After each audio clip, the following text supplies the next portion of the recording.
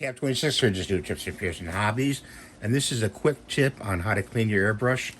Take your airbrush, put it over a container, take a spray bottle, and put it about half-inch away, and just let it keep spraying until your color has come out of your bowl there.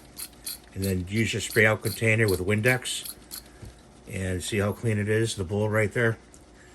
And it's a real quick way to change over paints. Thank you for watching. Have a great day. See you next time. Bye for now.